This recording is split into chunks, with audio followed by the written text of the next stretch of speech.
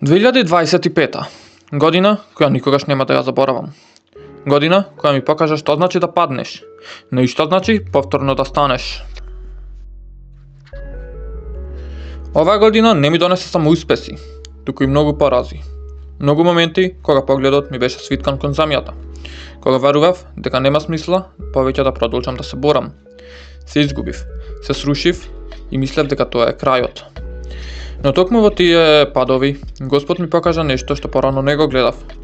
Дека вистинската сила не се мери по тоа колку си успел, туку колку пати си станал откако животот те фрлил на колена. Сватив дека падот не е пораз. Падот е доказ дека си се борел. И секој пат кога ќе паднеш, животот ти дава можност да се изградиш одново, посилен, помудар и поискрен кон себе. Сватив дека понекогаш животот не оди онака како што сме замислувале и дека пред нас нема само еден рамен и чист пат, туку има различни патишта, по кои мора да се искачат планини, да се помине низ најтешките бури. Но после секоја бура, на крајот секако мора да изгрее сонцето.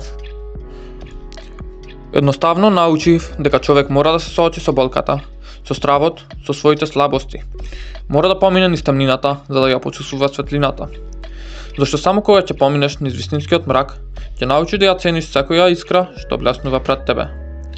Почнав да сваќам дека секој пат носи поука, секој пораз отвара нова врата и дека се што се случува токму така како што треба.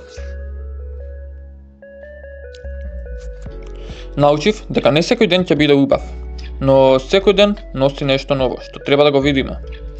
Некогаш тоа е радост, некогаш болка, но и едното и другото имаат своја причина. Сега знам дека не мора да имам се за да бидам среќен. Доволно да имам вера. Вера дека се што ми се случува, дури кога не го разбирам, е дел од патот по кој Господ ме води.